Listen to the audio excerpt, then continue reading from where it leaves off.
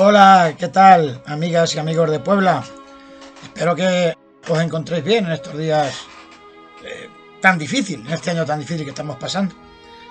Pues casualmente miraba hoy el calendario de mi casa y he visto que tengo marcado el día 5 de mayo. Y es que el 5 de mayo de hace 549 años veía el nacer de lo que hoy es Puebla de Don Rodrigo. Y me ha parecido oportuno charlar un ratito con vosotros. La historia de Puebla está íntimamente ligada al nombre de su fundador, Puebla de Don Rodrigo. Y eso lo podemos ver perfectamente si tenéis a mano el escudo o la bandera de Puebla. Es un escudo hecho ahora en la época democrática. Todos los pueblos hicieron un escudo sintetizando su historia o sus tradiciones. El de Puebla, si lo observamos, está dividido en tres partes, lo que se llaman tres cuarteles. En los dos superiores, claramente, en el izquierdo vemos un castillo sobre fondo vermellón. Evidentemente es la vinculación de que Puebla pertenece al antiguo reino de Castilla. Al lado una cruz, la cruz de Calatrava, porque Puebla está íntimamente ligada a la Orden de Calatrava.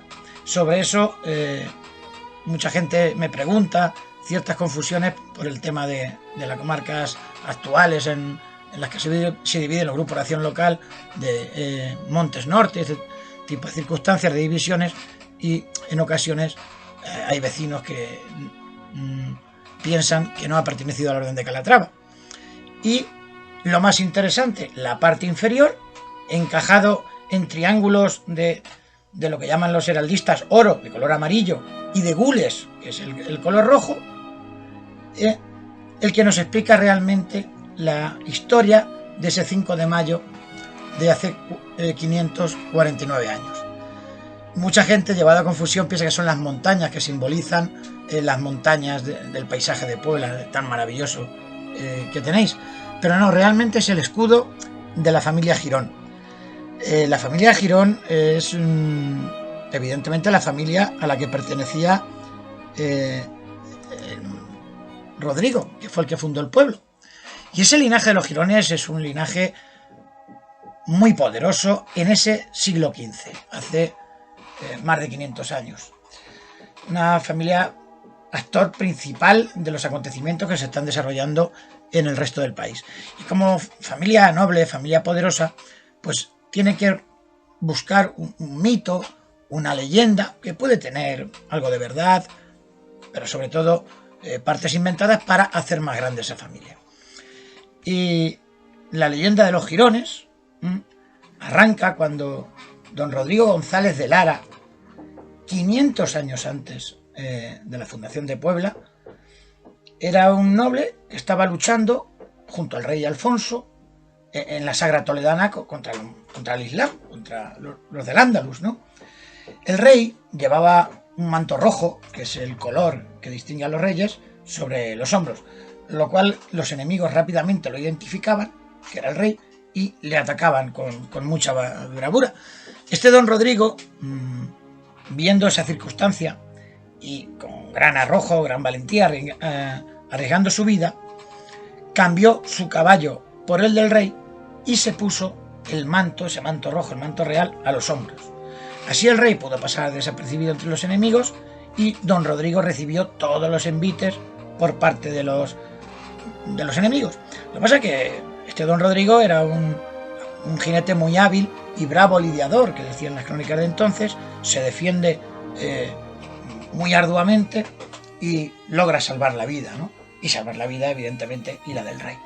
Estaba realmente magullado y el manto ese rojo que había cogido del rey estaba absolutamente hecho jirones. Entonces el rey, agradeciendo esa hazaña, pues le dio un escudo de armas y lo hizo noble con 3 jirones, que son esos 3 triángulos rojos que tiene el escudo. Y entonces cambia el apellido de González por el de Girón. También pondrá en el escudo un caballo, pues simbolizando el caballo que le había dado al rey al ser descabalgado, para que pudiera huir. Y incorpora también, estaba entroncado con la familia Cisneros, lo que podríamos llamar un tablero de ajedrez. Claro, eso de la familia, pues en la leyenda familiar cuenta el caballo y el tablero de ajedrez como que este don Rodrigo se tomaba la guerra como un juego, desbaratando ejércitos, ¿no? Y bueno, como en todos los cuentos, todas las leyendas, especialmente los cuentos infantiles, pues siempre el final tiene que ser feliz y tiene que haber una princesa o un príncipe, en este caso una princesa, ¿no? Y entonces el rey, en gratitud, pues termina casándolo con doña Sancha, que era su hija. Cuánto de verdad, como digo, cuánto de inventado hay, pues realmente no importa. Lo importante es la historia de la leyenda, que insisto, todas las casas nobiliarias tienen uno. Situándonos en la época de la fundación de Puebla, esta familia Girón era tremendamente poderosa y es un momento trascendental en la historia de España. Ha habido varios momentos trascendentales y estos Girones eran protagonistas activos de uno de ellos. Es muy conocido por todos ustedes, imagino, la subida al trono de la reina Isabel I de Castilla, que se conoce como la Católica. Para llegar al trono, Isabel pues tuvo que pasar muchas vicisitudes y hubo una enorme tensión política, incluso periodos de auténtica guerra civil. Que, como sabéis, el rey era su hermano, Enrique IV, y la familia Girón primero estuvo con Enrique IV y luego con la hija que tuvo Enrique IV, Juana, a la que ha pasado la historia como la Beltraneja. Por tanto, se enfrentaron a los reyes católicos, a Isabel y Fernando. En ese contexto de crisis política, de guerras, es cuando Rodrigo Girón funda Puebla don Rodrigo. La funda con el interés de recaudar dinero, ya que si estableces un pueblo nuevo, se desplaza gente, hay actividades económicas y esa gente se ve obligada a pagar impuestos. Por tanto, era una solución muy acertada porque el dinero en ese momento es imprescindible para hacer la guerra. Ya su padre, el padre de Rodrigo Tellez Girón, Pedro Girón, ya había hecho lo mismo en 1463, en otro momento que necesitaba dinero, con la vecina población de Sacruela. Los reyes católicos lo harán también unos años después con otra de nuestras poblaciones vecinas, como es Luciana. Bueno, ¿y quién es este Rodrigo Tellez de Girón? Pues antes de nada es un castellano y un noble, con todo el sentido estricto que la palabra noble lleva en ese momento de la Edad Media. Nació en Moral de Calatrava, pueblo de la provincia, en 1456 y era gemelo de don Alonso o don Alfonso, dependiendo de las fuentes, que heredó el mayorazgo de su padre. Murió muy joven, en 1482, dentro de la Guerra de Granada, con 26 años. Y su importancia viene dada porque fue el maestre de la todopoderosa orden militar de Calatrava, el maestre número 29, cuando en 1466, contando él 10 añitos, tuvo tal dignidad. Y con 16 años será cuando en Almagro firme el decreto de creación de Puebla don Rodrigo. Como digo, en las guerras que se establecen entre los reyes católicos y Juana, la que llaman la Beltraneja, la que era la hija del rey Enrique IV, fue, como digo, un protagonista muy activo. En parte, esa situación le vino dada, un tanto posiblemente le atropellaron los acontecimientos siendo tan joven, porque realmente era hijo de dos personajes fundamentales en este periodo. Pedro Girón, que era su padre, y su tío Juan Pacheco. Personajes poderosísimos dentro de la corte de Enrique IV de Castilla. Dentro de la breve vida de Rodrigo, que como hemos visto murió joven, pues podemos decir que hay cuatro etapas, cuatro episodios importantes. Por una parte, su infancia y su elección como maestre de Calatrava. La segunda sería tras la muerte de su protector, de su tío Juan Pacheco. La tercera es su participación en lo que se conoce, en la guerra civil, que se conoce como Guerra de Sucesión contra los Reyes Católicos. Y la última etapa de su vida es cuando, ya aliado con los Reyes Católicos, participará en la Guerra de Granada, donde allí encontrará la muerte.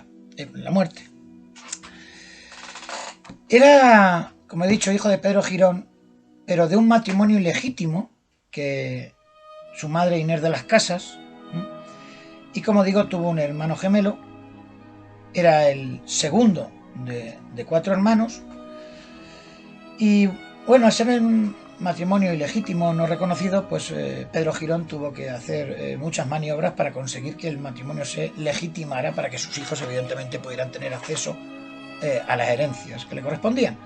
Y en eso pues tuvo un papel fundamental Enrique IV, el rey, que como digo, ellos eran fieles servidores de esa corte, y las ayudas recibidas por el Papa Pío II, que en 1459 pues legitima el matrimonio. Pedro Girón era maestre de la Orden de Calatrava el 28, pero tiene que renunciar al cargo de maestre de la Orden de Calatrava porque dentro de este periodo tan tenso que hemos dicho que se vivía en el Reino de Castilla, Pedro maniobró casar con Isabel, la que sería Isabel la Católica,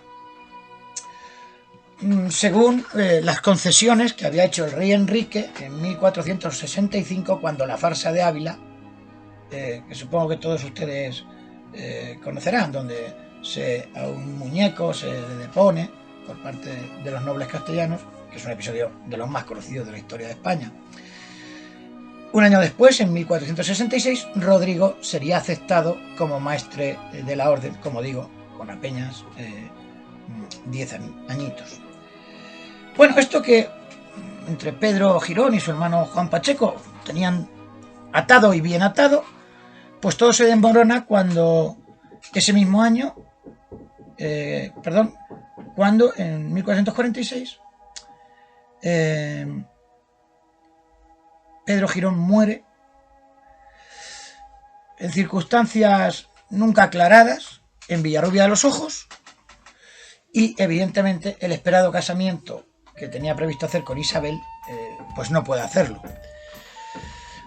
Los cronistas románticos del siglo pasado y contadores de historias que siempre gustan de la anécdota decían que si no llegaba a morir Pedro Girón en Villarrubia, la dama de la reina, una mujer también muy poderosa, Beatriz de Bobadilla, había jurado darle muerte antes que verlo casado con su señora. Pedro Girón, evidentemente, al formar parte de las familias que salieron derrotadas frente a los Reyes Católicos, pues es un personaje con muy mala prensa. No con esto quiero decir que parte de las cosas de su vida que se cuentan no sean ciertas, pero es un personaje ciertamente oscuro al que se le achacan múltiples pecados. Claro, Rodrigo Tellez, al tener 10 añitos, pues realmente su tío Juan Pacheco se convierte en su tutor. De esa manera Juan Pacheco además domina la Orden de Calatrava, que como les digo era una institución muy poderosa. Claro, el nombramiento de ese niño, que en el fondo no dejaba de ser un pelele, pues no fue unánimemente aceptado por todos. Tanto su ilegitimidad como su juventud, pues sus enemigos la utilizaron en su contra. Lo que pasa es que bien es cierto que Juan Pacheco, que era un hombre muy inteligente, sabía que había un precedente con un hijo natural de Juan de Navarra, Alonso de Aragón, que había sido nombrado en cargos similares.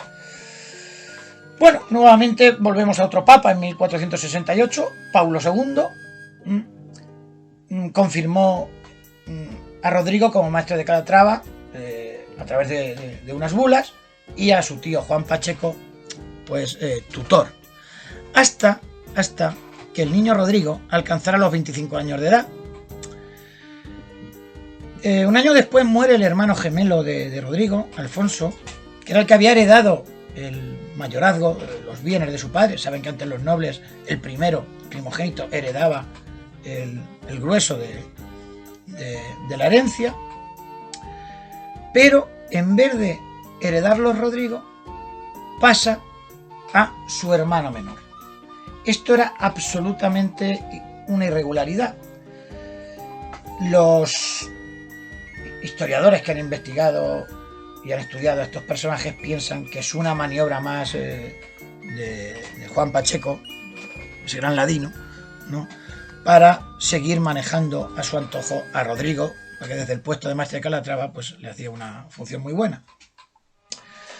En el 69 saben que se casan los reyes católicos, además también con una historia truculenta donde al rey Fernando puede abandonar Aragón y transitar por territorio enemigo hasta llegar a donde estaba Isabel, disfrazado de acivilero. Y lo importante, más allá de la anécdota, es que ese matrimonio, esa boda, genera lo que se llama la Guerra de Sucesión Castellana. Y como hemos dicho, la familia Girón pues se pondrá del lado de la princesa Juana, la hija de Enrique IV, a la que llamamos la Beltraneja. Rodrigo ahí participará activamente en la guerra hasta el año, es también muy importante, en 1474, en que Juan Pacheco fallece. Entonces, no sé si recuerdan que les había dicho que sería mayor de edad a los 25 años. Al morir su tío Juan Pacheco, todo se precipita y con 18 años es nombrado mayor de edad, a pesar o en contra de lo dispuesto por la bula que vimos que había emitido el Papa Paulo II. Esto, claro, dentro de la Orden de Calatrava, donde el maestre era muy importante, pero había otros personajes muy importantes, entre ellos el comendador mayor, Fernando Gómez de Guzmán, no está muy de acuerdo con esto, como digo, y se enfrenta abiertamente a Rodrigo, ocupando el castillo de Belmez.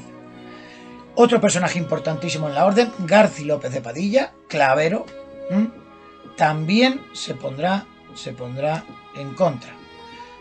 No todos los personajes importantes de la orden estarán en contra de Rodrigo, porque evidentemente muchos apoyos tuvo en esta contienda y evidentemente sus recursos fueron importantes para poder ir a la guerra. Eso nos explica un tanto el por qué también tuvo, como les comentaba antes, que fundar la Puebla, porque en el fondo, al no tener todo el apoyo de la orden, pues necesitaba el aporte de más recursos, porque mantener un ejército en aquellos tiempos es caro, como saben, los ejércitos los mantenían los nobles. Y bueno, ¿qué es lo primero que hizo Rodrigo como maestre de pleno derecho con su mayoría de edad de 18 años? Pues en nuestra provincia, a modo de anécdota, condenar a muerte a 5 personas en Almodóvar del Campo. Porque estas habían matado y asesinado a conversos, a gente que se había convertido, judíos que se habían convertido al cristianismo. La familia Girón, incluso el propio rey Enrique IV, siempre apoyó mucho a los conversos, porque evidentemente se trataba en aquella época de un grupo económico muy poderoso, fundamentalmente pues banqueros que hacían importantes préstamos. Y bueno, hay quien dice incluso que posteriormente, cuando se consoliden los reyes católicos y la persecución que habrá en la expulsión de los judíos y la persecución a los conversos, dicen, hay algunos autores que se atreven a decir que son cuentas pendientes que tenían por el apoyo que en la guerra civil habían dado este grupo mayoritariamente a la causa de Juana. Popularmente, Rodrigo ha pasado la historia por un acontecimiento que Lope de Vega nos retrató en una de sus obras de teatro más universales, Fuenteovejuna. Porque en 1476, en Fuenteovejuna, hubo una rebelión contra el comendador mayor de Calatrava, y fue un suceso que, como digo, pues Lope de Vega pues, ha hecho prácticamente inmortal. En el año 74, el rey Enrique IV había muerto y la princesa Isabel, podemos decir que por su cuenta y riesgo, pero vamos, con el apoyo de importantes sectores de la corona de Castilla, se proclama reina. En ese contexto, Rodrigo Tellez sigue haciendo activamente la guerra, que sería nuestra provincia, y conquista Ciudad Real, alegando, Ciudad Real, como saben, no pertenecía a la Orden de Calatrava, sino que es una ciudad real, la Villa Real que había fundado Alfonso X y que Juan II, para que se cumplan 600 años, había dado el estatus de ciudad. La conquista porque él alega que el rey Sancho IV la había donado en 1280, 200 años antes, a la Orden de Calatrava y que por tanto le pertenecía. El clavero de la Orden, que como digo estaba en contra de Rodrigo, y un personaje, Rodrigo Manrique, el hermano del famoso escritor Jorge Manrique, recuperarían la ciudad para los Reyes Católicos. Ante esta situación, Isabel y Fernando, por su parte, pues deciden nombrar maestre de la Orden de Calatrava al hermano de Fernando, don Alfonso, el duque de Villahermosa. O sea, un anti-maestre, podemos decir de alguna manera, buscando así, evidentemente, mayor división dentro de las fuerzas de la Orden. A partir de septiembre, la guerra empieza a darle pequeños reveses a Rodrigo y el bando de Isabel pues va recuperando y ganando muchas villas calatravas. Casi todas las villas andaluzas estarán de parte de los reyes y el maestre Rodrigo Tellez de Girón quedó aislado en el centro del campo de Calatrava. Rodrigo, que era joven, pero lo que no debería ser lerdo o bien asesorado, intenta buscar el perdón de los reyes en plena guerra, viendo la derrota inminente. Entonces, a través de Gonzalo de Ávila, pues intermedia para conseguirlo. Pero será el 1 de marzo de 1476, tras una de las batallas más decisivas en esta guerra, la batalla de Toro, cuando realmente Rodrigo ve ya que es inminente, que tiene que cambiar de bando. Y en el 77, un año después, en mayo, Rodrigo Tellez y todos sus partidarios se integran en el bando de los Reyes Católicos. Al cambiar de bando, los reyes le dan el perdón, le reponen los bienes que le han confiscado y, por supuesto, le reponen sus cargos. Entre ellos, pues los propios Reyes Católicos lo reconocen como que sigue siendo el maestre de Calatrava número 29. Rodrigo inmediatamente acudirá al cerco de Trujillo y allí escenifica la reconciliación con el clavero de la Orden, García López de Padilla. 2 años después, en septiembre de 1479, la guerra habrá terminado y realmente, pues, Rodrigo Tellez queda rehabilitado y la familia también a los ojos de los nuevos reyes. Pero volviendo un poquito la vista atrás, al momento en plena guerra, en ese 1472, ese 5 de mayo, cuando en Almagro, Rodrigo Tellez de Girón firma el decreto de Puebla, de la fundación de Puebla. Podemos pensar que la fundación de Puebla es absolutamente un pueblo nuevo, donde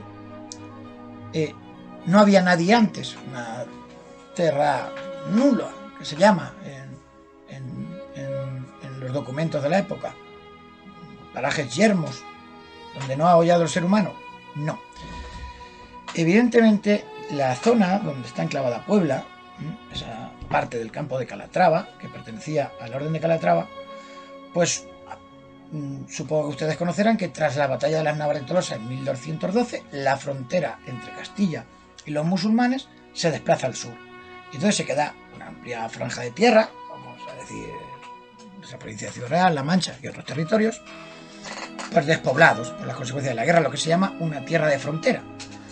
Evidentemente, para poder repoblar esa tierra, pues los reyes, los distintos reyes, acuden a las órdenes militares. Y en este caso, pues esta zona le queda la Orden de Calatrava. Y entonces, en 1268, en Villarta de los Montes, se crea una concordia para deslindar entre las tierras que pertenecen a la Orden de Calatrava y las que pertenecen a la ciudad de Toledo. Ese archivo se conserva, ese bulario, ese pergamino, en el Archivo Secreto de Toledo, que se llama, y en él se establece una serie de acuerdos que lo que buscan fundamentalmente tanto Toledo como la Orden de Calatrava es proteger la ganadería y los pastos. Ese documento dice, en el deslinde, al hacer el deslinde, dice hasta el Estena, el río Estena, y la hoz del Guadiana con su río, con sus casas, hasta Benójar, con todos los lugares y los villares antiguos que entre sus términos se encuentran, que son a saber el campo de Arroba, el campo de Alcoba, el Robledo, etc. Y ahí se acuerda que en este amplio territorio no se construyan pueblos, sino solamente chozas, cabañas, para los colmeneros o para los cazadores de la época que se llamaban loseros, gente que vivía de pues un poco del campo, de la leña, de cazar un conejo, se llamaban loseros.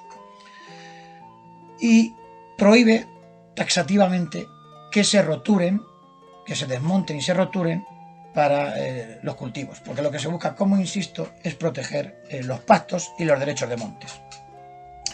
Establecen entre la Orden y Toledo pues que no se van a cobrar impuestos por los montes, no se creen, como digo, pueblos, no se creen castillos, solo pequeñas torres y cabañas.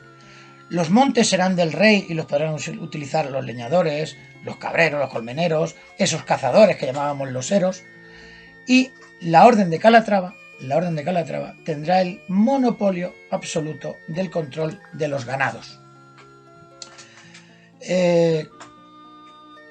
Los pastos eran muy importantes en la época. Grandes rebaños de ovejas merinas, como saben, se desplazaban por todo el reino de Castilla. Y claro, esos rebaños tenían que pagar impuestos.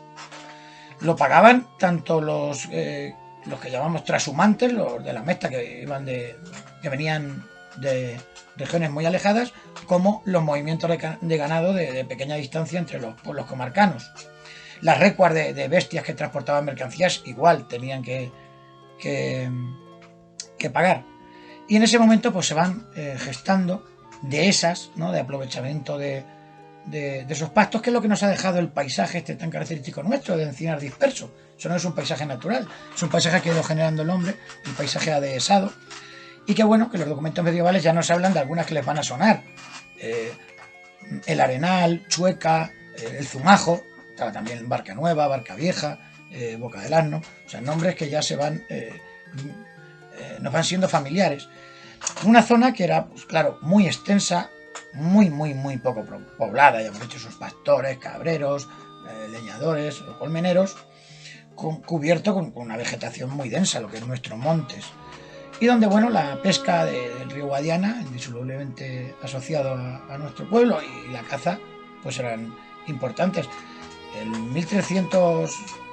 Entre 1321 y 1350 se fecha el libro de Montería de Alfonso XI, hecho por sus monteros mayores, Martín Gil y Diego Bravo, donde nos hablan ya de caminos y de parajes y de montes, de lo que luego sería Puebla, y nos habla pues de un terreno muy montuno, lleno de todo tipo de bestias salvajes, y destaca fundamentalmente los osos y los jabalíes, que eran las presas más codiciadas.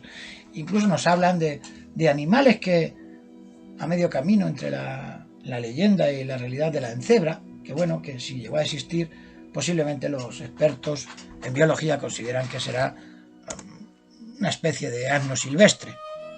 La ganadería era extensiva, evidentemente, ovejas y cabras, algo de ganado vacuno, pero fundamentalmente como bestia de labor, para los bueyes, para nadar. La agricultura, como han visto, estaba taxativamente prohibida, pero claro, la gente que vivía aquí pues la practicaba para su subsistencia, sobre todo por cerca de lo que es el Arroyo Grande, el Arroyo Chico, en las riberas del Guadiana, pues para pequeños huertos y un poquito, una suerte pequeña de cereal, una parra acá allá, y fundamentalmente pues lo que hacían era rozar y quemar el monte para conseguir esos pequeños, siempre ya digo, prohibidos por los acuerdos, para conseguir pequeños claros para poder cultivar. La leña, el corcho, la miel y la cera de lo serán, como lo siguen siendo hoy en día todavía, los recursos fundamentales de los que vivía esta gente.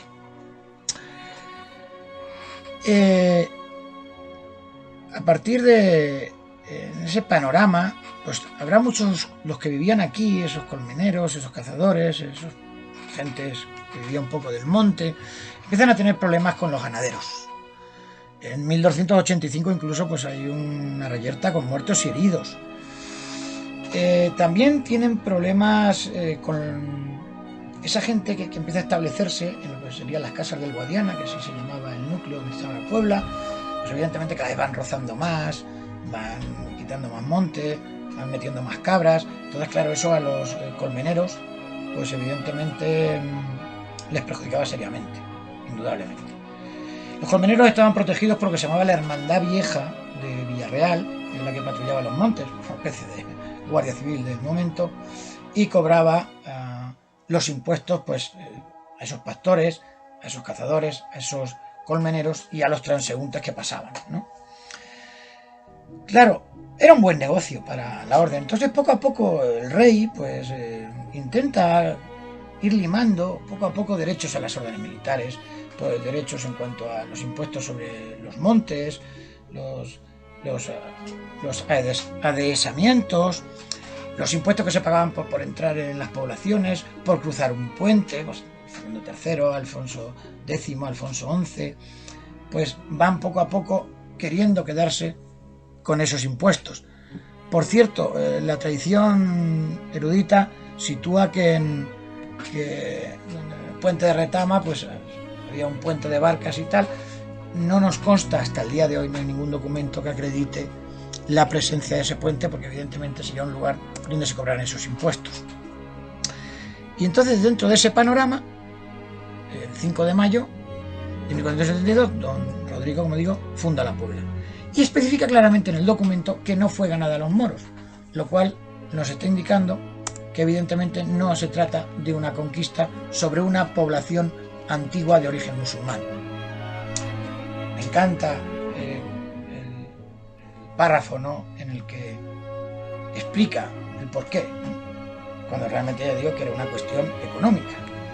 Nos, don Rodrigo Tellez de Girón, por la gracia de Dios, maestre de la noble caballería de la Orden de Calatrava, deseando y codiciando el aumento, la utilidad y provecho de nuestra orden y el bien de ella, de que haya nombre agora de aquí en adelante de la Puebla de don Rodrigo Girón. Así se llamaba la fundación, la Puebla de don Rodrigo Girón. Con los años, evidentemente, pues perdió el Girón, al devenir del tiempo, y el nombre oficial ahora es Puebla de don Rodrigo.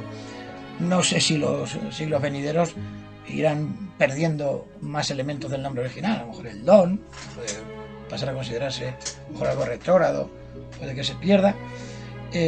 Lo que en ningún caso, que es que esto siempre lo cuento como anécdota, hace ya muchos años, cuando un periodo que recuerdo maravillosamente, que tuve la oportunidad de trabajar allí en Puebla, tomando café ahí en el bar de Pilar. Recuerdo que había un vecino que con voz engolada decía que había estudiado el nombre de todos los pueblos de España, lo cual, digo yo, tiene mérito, creo que más de 10.000, y que Puebla de don Rodrigo era el que tenía el nombre más largo de todos los pueblos de España. Y él decía que el nombre original del pueblo era algo así como la Puebla de don Rodrigo Tellez de Girón, de las cuevas del Guadiana. Digo, menos mal que el nombre es más corto, si no, no habría letrero, llegará el letrero casi a Luciana.